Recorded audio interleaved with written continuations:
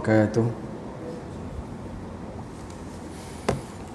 InsyaAllah tuan-tuan dan puan-puan, kita buka majlis kita pada malam ini dengan sama-sama kita membaca Ummul Kitab Al-Fatihah. A'udzubillahi minasyaitonirrajim. Bismillahirrahmanirrahim. Alhamdulillahirabbil alamin arrahmanirrahim maliki yaumiddin. Iyyaka na'budu wa iyyaka nasta'in. Ihdinas siratal mustaqim. Siratal ladzina an'amta 'alaihim ghairil maghdubi 'alaihim waladdallin.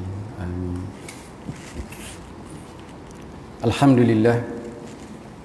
Alhamdulillahilladzi arsala rasulahu bil huda wa dinil haqq liyudhhirahu 'ala ad-dini kullihi walau karihal kafirun.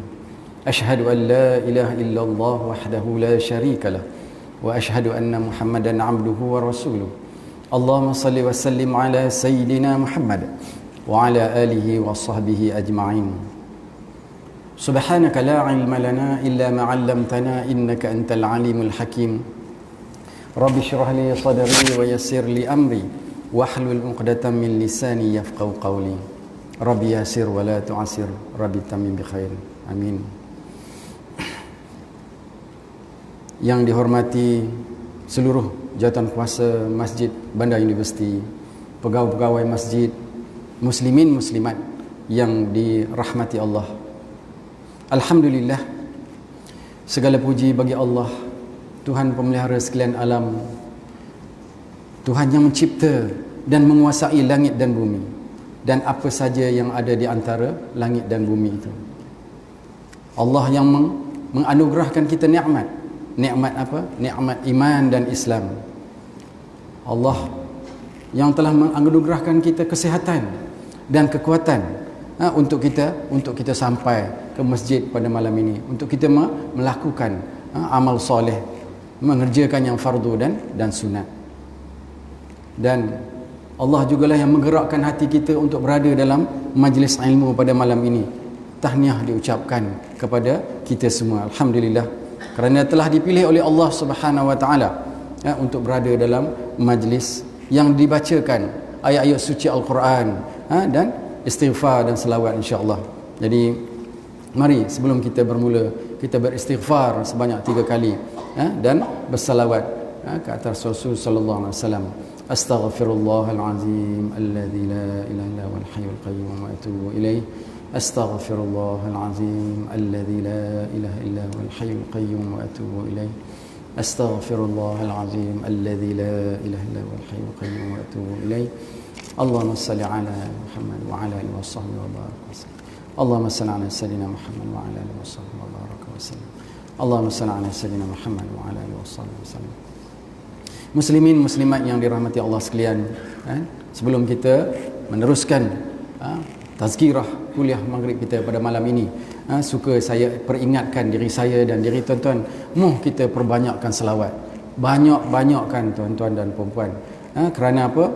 Kerana Rasul sallallahu alaihi wasallam telah bersabda, man sallaya alayya salatan sallallahu alaihi biha ashra. Sesungguhnya barang siapa yang berselawat ke atasku dengan satu selawat, maka Allah Subhanahu wa taala akan berselawat ke atasnya dengan 10 selawat. Kalau kita selawat 10, 100 Allah selawat kat kita. Kalau kita selawat 100, 1000 Allah akbar. Jadi insya-Allah tuan-tuan dan puan, pada akhir zaman ini kita kena perlu perbanyakkan selawat menurut ataupun mengikut sunnah-sunnah Rasul sallallahu alaihi wasallam.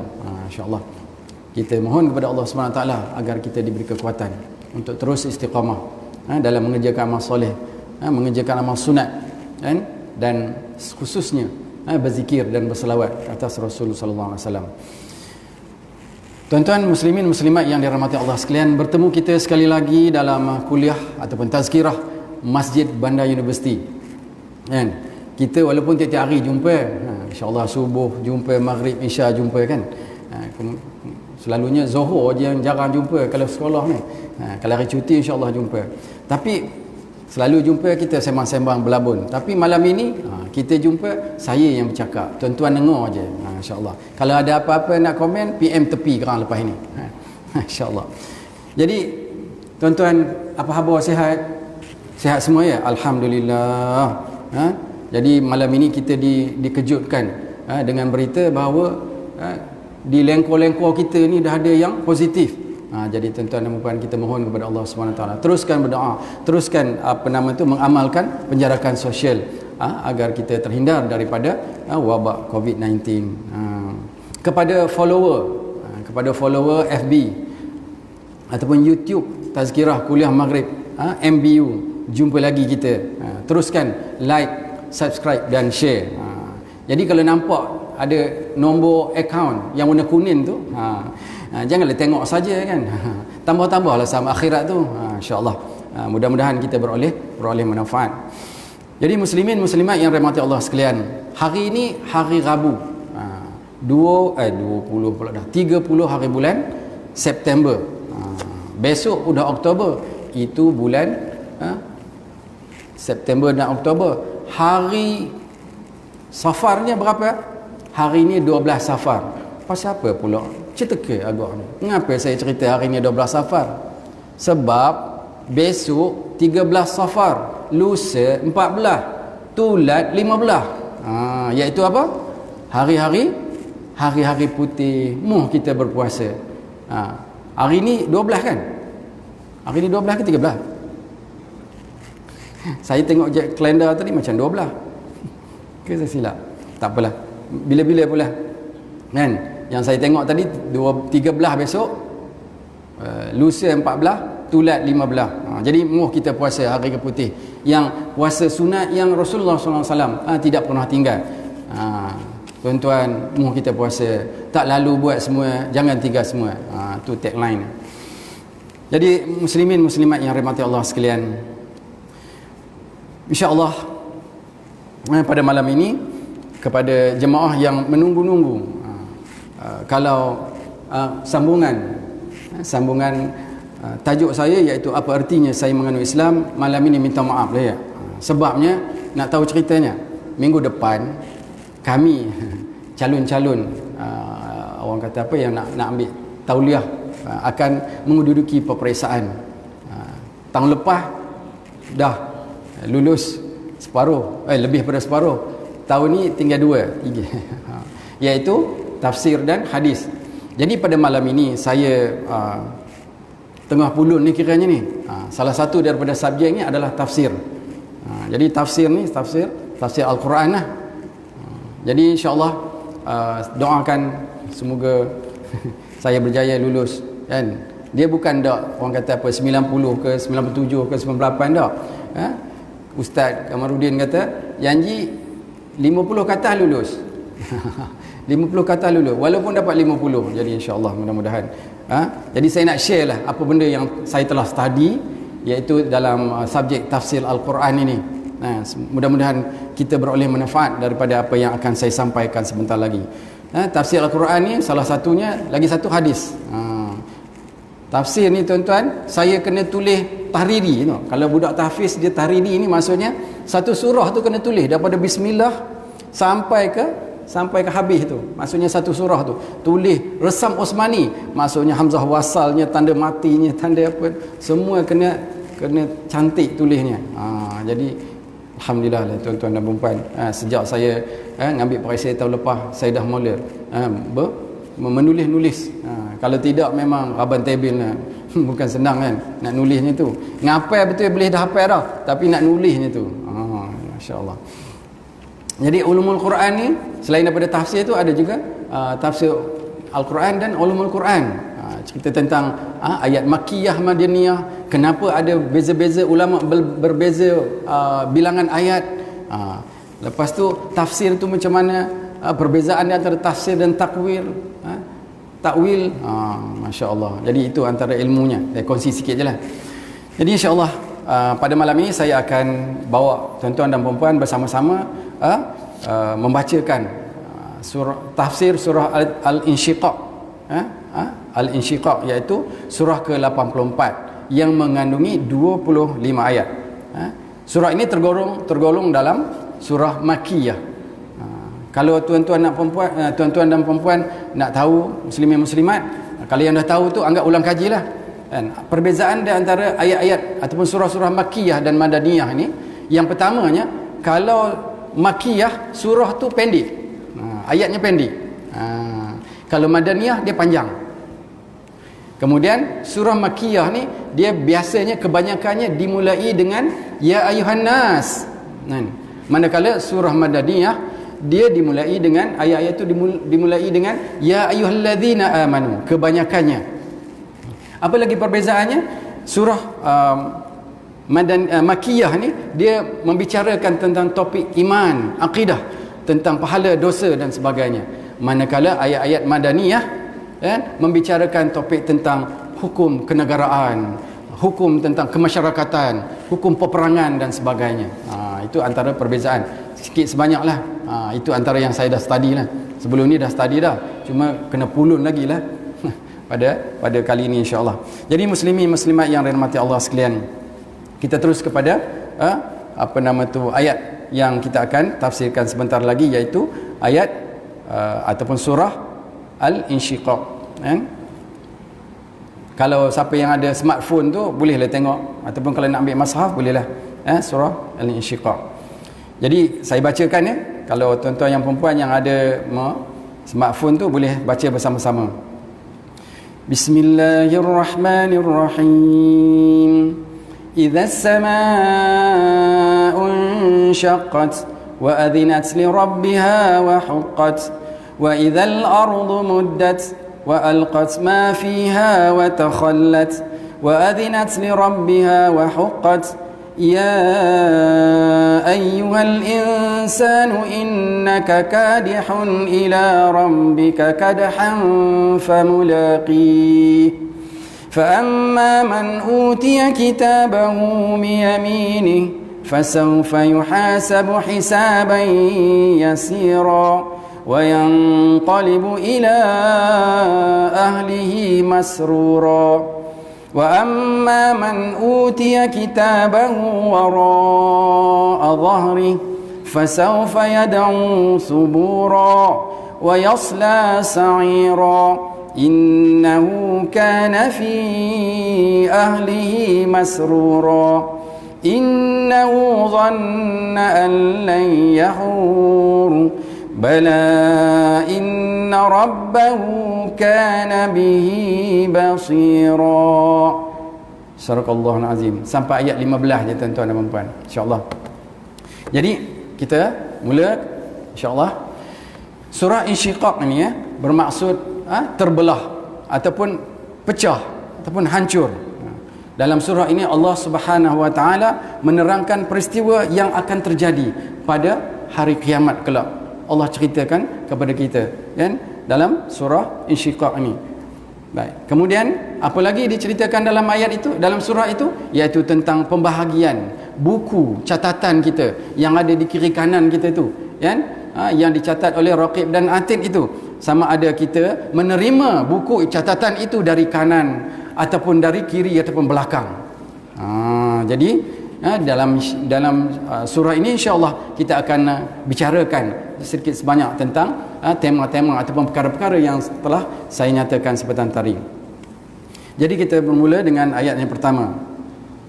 Bismillahirrahmanirrahim. Idza as-samaa'u inshaqqat, apabila langit terbelah. Subhanallah, apabila langit terbelah, maksudnya makhluk-makhluk langit ni antara makhluk yang besar, tuan-tuan dan puan, besar sangat, yang menjadi tanda kekuasaan Allah Subhanahu wa taala.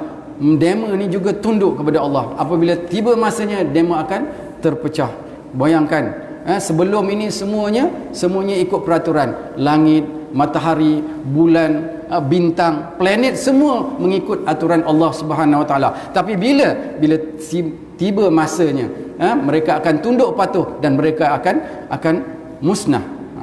Jadi muslimin muslimat yang dirahmati Allah sekalian, di langit sana ada bintang, planet, ada macam-macam bintang besar, bintang kecil dan sebagainya. Jadi bayangkan, dikatakan langit itu akan terbelah. Bayangkan kalau nauzubillah min zalik, ini contoh, siling kita ni jatuh, terpecah. Bayangkan menimpa kita. Di dalam masjid ni ada lampu, ada cermin, semua dalam kipas. Jadi dia akan pecah. Ini contoh ya. Nauzubillah min zalik. Jangan minta apa itu kan. Jadi nak tunjukkan bahawa apabila langit itu jatuh, terbelah, pecah, dan di sana dia akan turun sekali dengan apa? Dengan bintang, dengan cakrawalanya, dengan bima sakti kita tu, semuanya akan jatuh ke bumi, lalu pecah.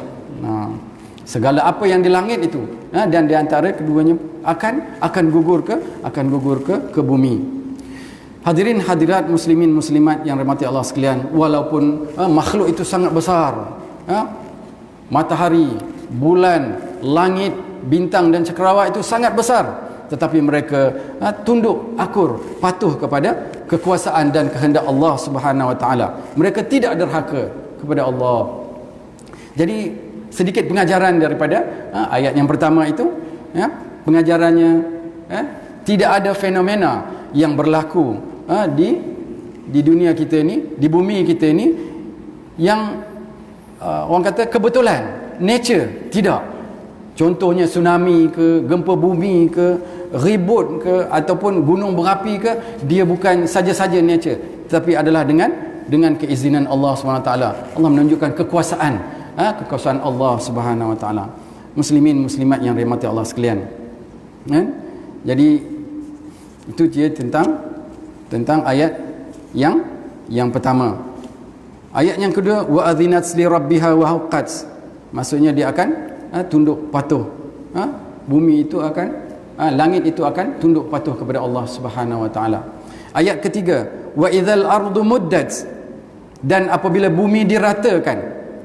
Bumi ini tuan-tuan dan puan, kalau kita tengok gelap kan, semuanya bulat kan. Nanti pada hari kiamat nanti, apabila ditiup sangkakala yang pertama oleh Israfil ditiupkan, maka langit jatuh dan bumi itu akan diratakan. Bayangkan bulat tu esok dia akan ratakan.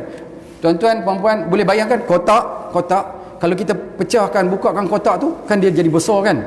Jadi begitulah bumi kita ni digambarkan nanti bila dia diratakan, dia akan besar, lebar, luas. Untuk apa?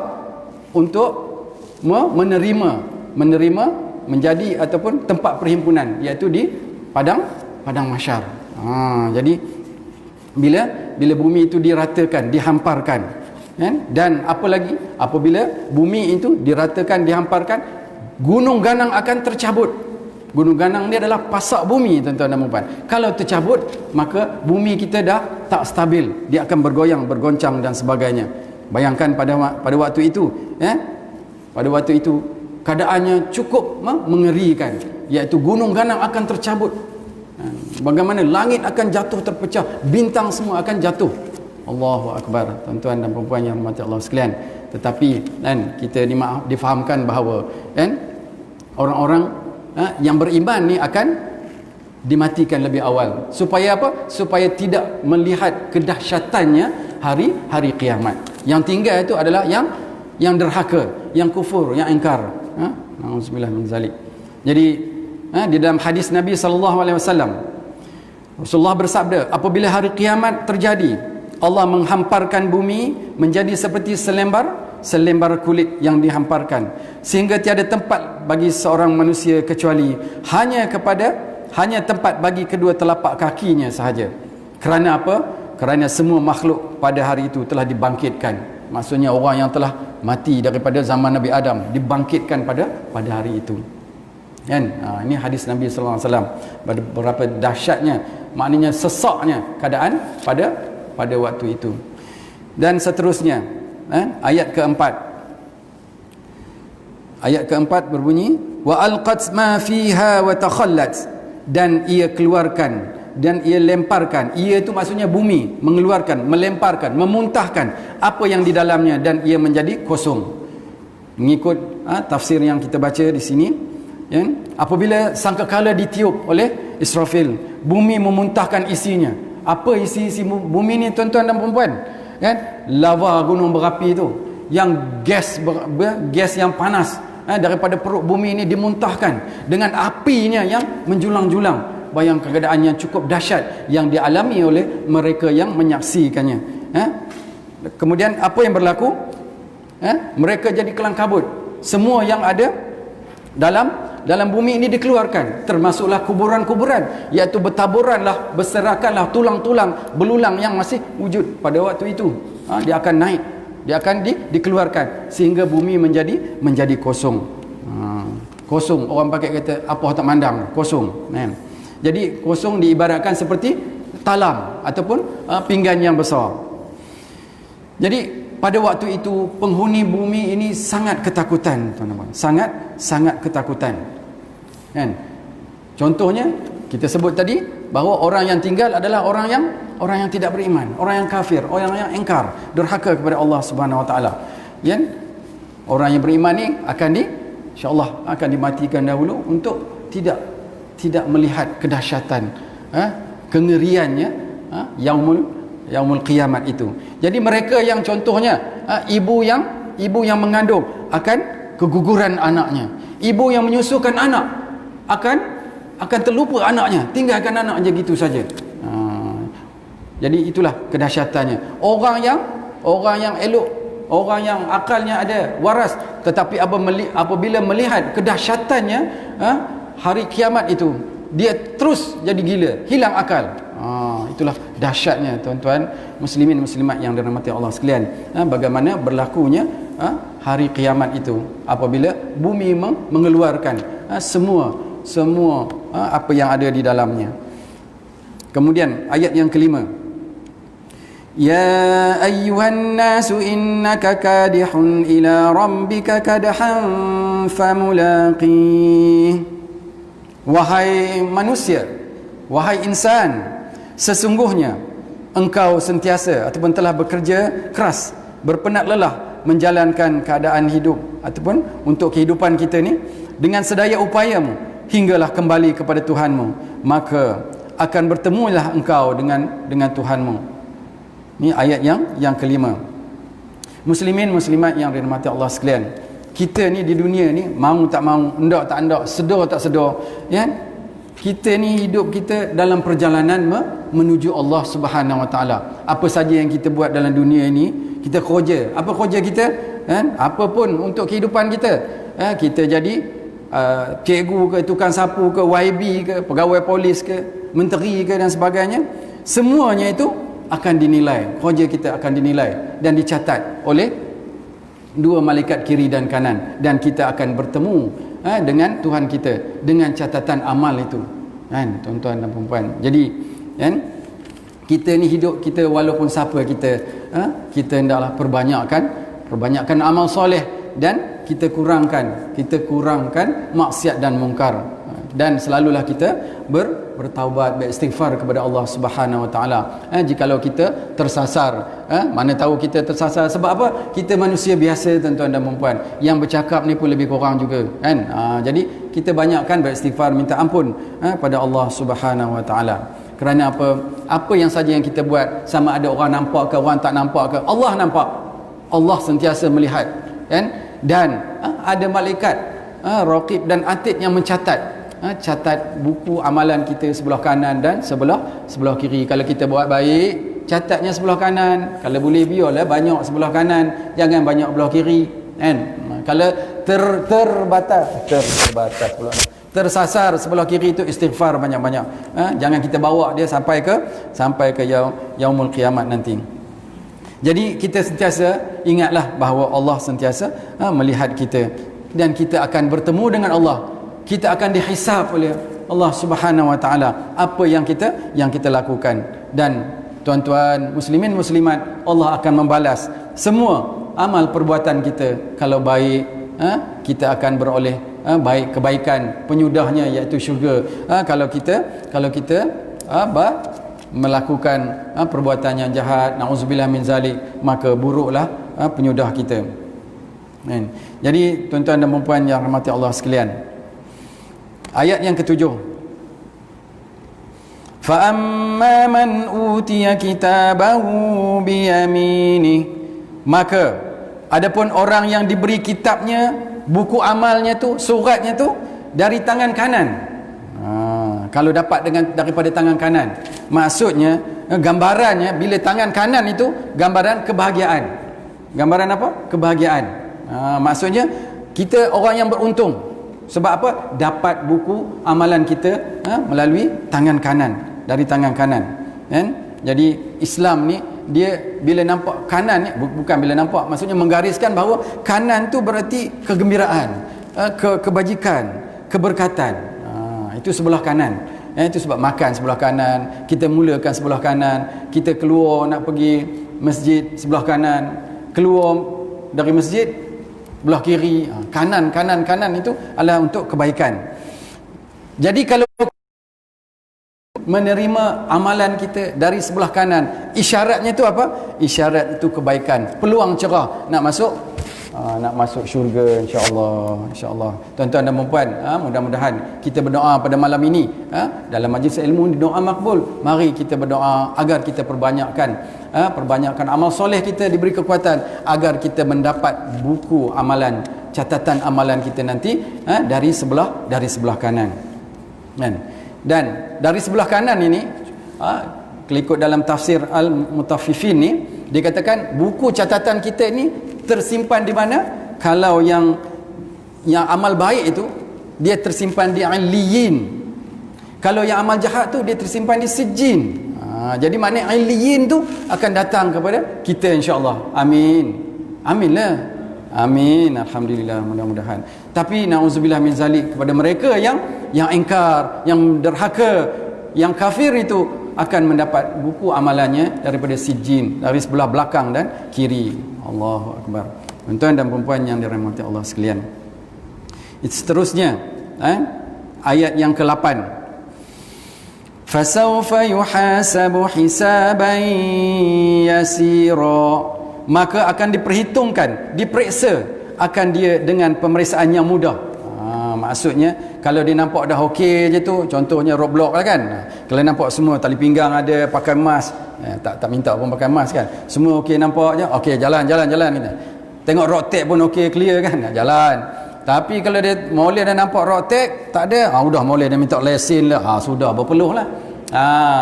Jadi kopi tu jugalah, kalaulah kita dapat tangan kanan itu, bermaksud dia akan mudah. Dia akan, orang kata semua saja. Dia jangan tak tengok aja. Lalu aja di hadapan Allah. Tengok aja catatan yang baik itu, tuan-tuan dan puan-puan. Masya-Allah. Kan? Ini adalah peristiwa yang akan berlaku. Yakinlah akan berlaku kepada kita semua, tuan-tuan dan puan-puan. Kita akan dihisab, kan? Insya-Allah kalau kita terima buku amalan kita daripada tangan kanan, kita akan dihisab dengan mudah. Tak ada detail. Macam kita lah tengok, kalau kita tahu dia ni macam saya pelajar, tahu dah buku budak ni, kalau buku dia memang kemah, cantik, semua betul selalunya. Jadi saya pun tengok jawapannya. Jadi semua betul. Berpadukan buku dia tu, saya cek orang lain. Kalau lain daripada budak ini, maka tak betul lah tu. Macam tu. Jadi tuan-tuan dan puan-puan yang rahmati Allah sekalian, itulah kalau kita dapat apa? Dapat buku catatan melalui tangan kanan, insya-Allah. Jadi tersebut di dalam sebuah hadis diriwayatkan oleh Imam Ahmad daripada Sayyidatina Aisyah radhiyallahu anha bahawa beliau pernah mendengar Rasulullah sallallahu alaihi wasallam membaca pada sembahyangnya. Apa dia Rasulullah sallallahu membaca? Allahumma hasibni hisaban yasira. Rasulullah sallallahu alaihi wasallam doa, Allahumma hasibni hisaban yasira. Ya Tuhanku, ya Allah, perhitungkanlah aku dengan perhitungan yang mudah. Ini doa Rasulullah dalam sembahyang. Jadi mari kita sama-sama sebut lagi sekali, tuan. Allahumma hasibni hisaban yasira. Allahumma hasibni hisaban yasira. Ya Tuhanku, perhitungkanlah aku dengan perhitungan yang mudah, mudah-mudahan. Amin. Maka bertanya Sayyidatina Aisyah radhiyallahu anha kepada Rasulullah, sebaik saja Rasulullah selesai sembahyang, apakah yang dimaksudkan dengan perhitungan yang mudah itu ya Rasulullah? Apa yang mudahnya tu? Rasulullah SAW menjawab,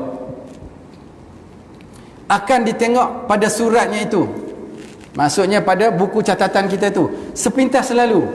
Kalau lalu dihentikan, Kerana sesungguhnya barang siapa yang dilakukan perhitungan yang teliti atau surat atau kitabnya pada waktu itu, ya Aisyah, celakalah dia.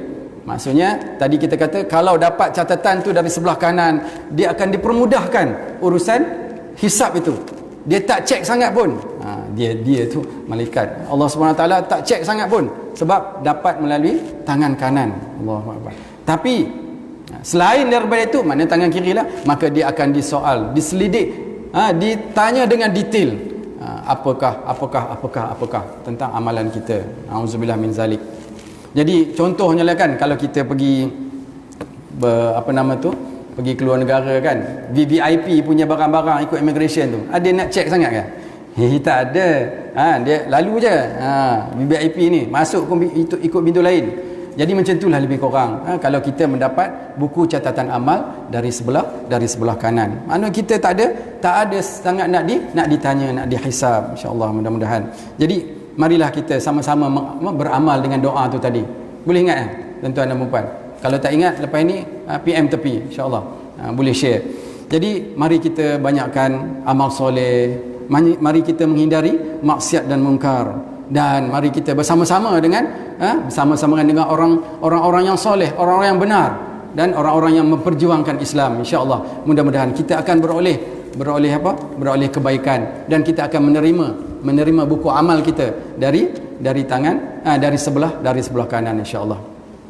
Kemudian ayat yang ke-9,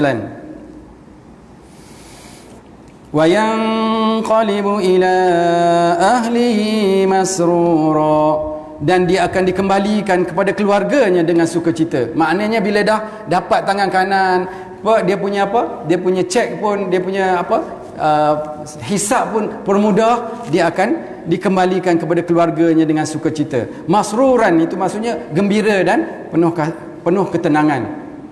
Jadi keluarga di sini bukan keluarga kita tu.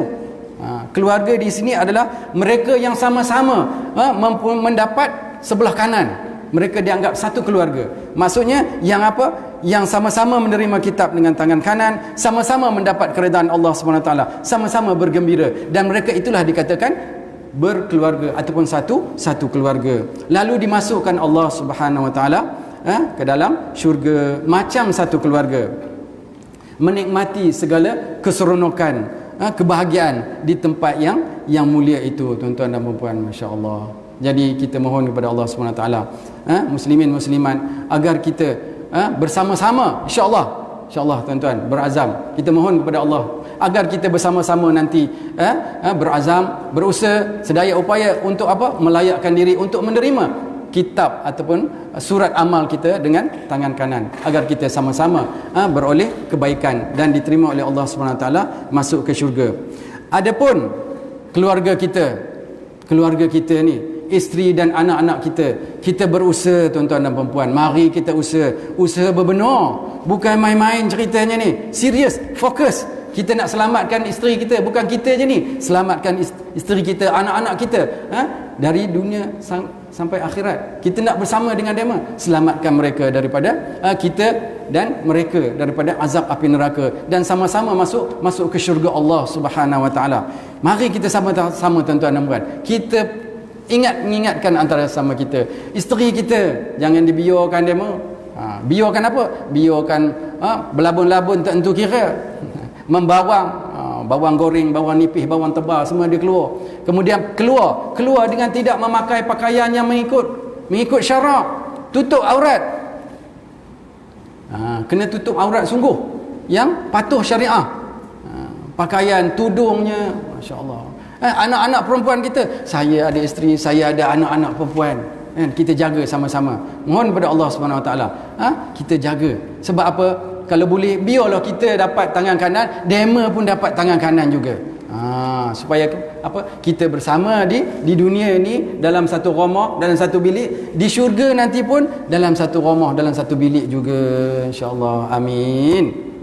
Begitu juga dengan siapa? Dengan adik-beradik kita, dengan anak buah kita, supaya dapat dema menerima kitab dengan tangan dengan sebelah kanan, dari sebelah kanan, amal ataupun hisab mereka dipermudahkan, mendapat keampunan dan keridaan Allah Subhanahu wa taala. Ada sikit lagi? Boleh lagi? Seminit lagi. Okey, ayat last 10. Tadi ingatkan 15, tak dan. Ayat ke-10 tuan-tuan dan puan-puan.